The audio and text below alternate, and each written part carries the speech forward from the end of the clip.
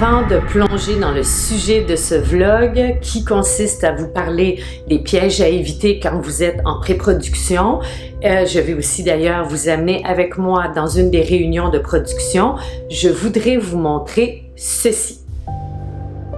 Merci, merci, merci 1000 fois, je ne le dirai jamais assez, en mon nom, au nom de mon équipe.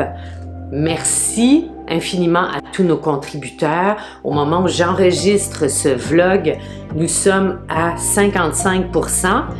Nous avons dépassé le 50% de l'objectif que nous souhaitons atteindre. Vous êtes une quarantaine de personnes jusqu'à présent qui avez pris la décision de nous soutenir. Vous nous témoignez votre confiance envers les productions des Montagnes Hallucinées, notre jeune boîte de production.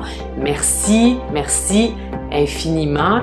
Également, vous nous dites clairement, et ça c'est le message le plus important à travers cette campagne de sociofinancement, vous nous dites clairement que le cinéma de genre vous intéresse.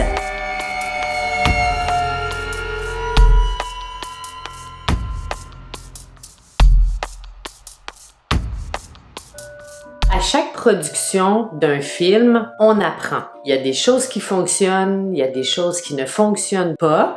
Parfois, ça ne fonctionne pas comme on l'aurait souhaité. Et c'est là toute la beauté de la chose quand on arrive à la production suivante. On a progressé dans notre cheminement, on a progressé dans notre expérience. Il y a des pièges à éviter. Qui dit petit budget ne dit pas de budget. Attention, il y en a beaucoup qui se disent on n'a pas beaucoup d'argent, même si on a 1000 $ pour faire un film, mais ce 1000 $, chaque 25 sous compte énormément dans le budget. On a tellement moins d'argent pour faire la production qu'il faut absolument que ce soit extrêmement bien géré. Je me dis, c'est pas toujours une mauvaise chose. Je pense que c'est un exercice qui est intéressant. Je vous en conjure, s'il vous plaît, gardez-vous de l'argent en post-production. On n'en parle pas assez souvent. Je trouve que c'est fondamental. Quand on fait un film de genre, c'est essentiel de vous garder de l'argent pour la post-prod. Croyez-moi, l'ambiance sonore y fait pour énormément dans les films de genre et l'enveloppe visuelle. Donc, c'est vraiment deux éléments qui se travaillent énormément en post-production. Peut-être que si vous n'avez pas un compositeur qui va vous faire votre musique originale, peut-être que vous aurez besoin d'acheter de la musique. Et étant donné que je fais moi-même le montage, je sais très bien à quel point, surtout quand on filme en 4K, 5.7K, c'est lourd comme fichier, les disques durs se remplissent à la vitesse de l'éclair. Il faut acheter régulièrement des disques de stockage, des disques SSD pour le montage. Ça a un certain coût. Alors, si vous ne le planifiez pas dans votre budget, vous risquez de vous retrouver un petit peu mal pris.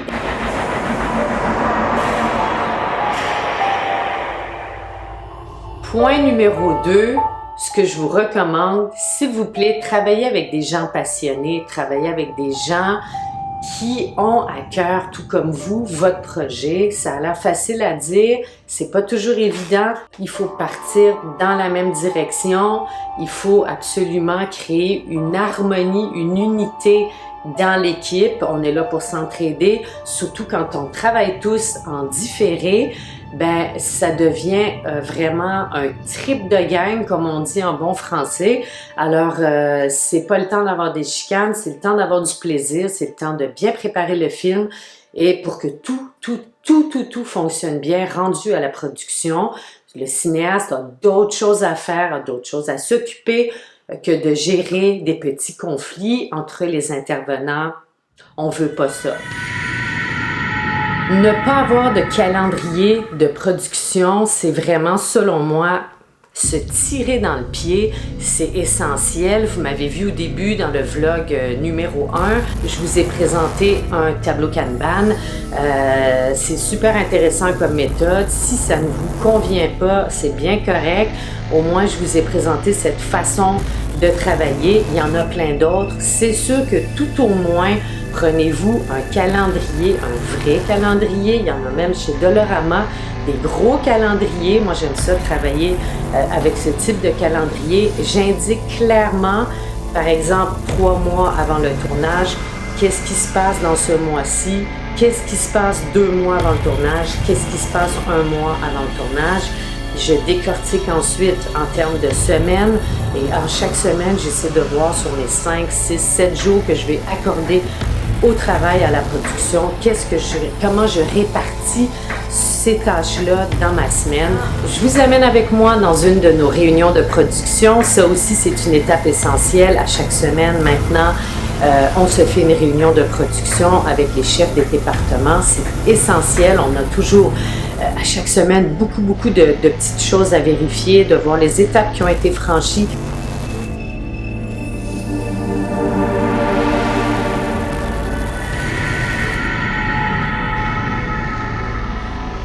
Et non, il faut voir la mini-fourgonnette quitter Montréal, donc c'est le dernier plan qui nous reste à placer. Encore une fois, on ne fera pas venir toute l'équipe pour ça. On ne fera pas venir les 4 personnes dans l'auto. On va trouver une solution entre nous là, pour tricher ça. Des plans extérieurs du pont, par exemple, ou juste simuler que... Parce qu'on ne peut pas faire de drone au-dessus du pont, là. J'imagine tout est réglementé. Là. Donc, malheureusement, on ne peut pas avoir des plans où vraiment on voit le véhicule traverser le pont. Là. Ben, peut-être un des ponts qui mène vers Laval. Papineau, moi, tu peux faire voler un drone là sans problème. Ouais, tu penses? Où ça? Pont Papineau.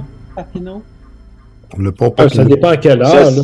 Je vais regarder sur la carte parce qu'à Montréal, il y a bien des no-flight zones. Hein. Puis si c'est un no-flight zone, le drone, il va refuser de voler. Ah, oui. Ouais, carrément. Ah ouais, OK. Ouais. Il Tu détecte... peux même pas tricher. Oh, ouais. OK. Mais ça me surprendrait pas parce que il doit y avoir pas mal d'aéroports dans ce coin-là. Là. Des petits aéroports, puis des héliports, puis... Ouais, le pont Papineau, il n'y a pas grand-chose là, d'après moi. Là. Il y a des salons mortuaires, je peux te dire ça. Mais j'ai pas vu d'aéroport. Il y a des cimetières aussi. OK. Le fait, c'est d'avoir une grosse ville, pour qu'elle part de la grosse ville pour s'en aller en campagne. C'est juste, ça fait comme il y a une métaphore là-dedans aussi, puis il y a une coupure aussi de gratte-ciel ou de gros bâtiments où elle arrive dans la forêt, dans le bois, tu sais.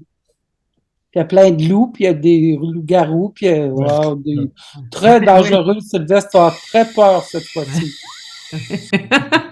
Le pont de la Concorde, où il n'y a vraiment pas grand monde là. Le pont de la Concorde, attends, c'est... Le pont de la Concorde là, qui est sur l'île Sainte-Hélène, puis tu as vraiment une super belle vue de Montréal en arrière. Là, il n'y a personne là, tu sais. C'est avant. Moi, j'ai fait plein de shots, là, puis c'est au téléobjectif, puis la ville en background écrasée, c'est magnifique. Là.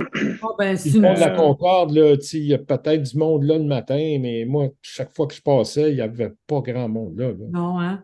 J'ouvre une petite parenthèse, là. On peut voler. Ah oui?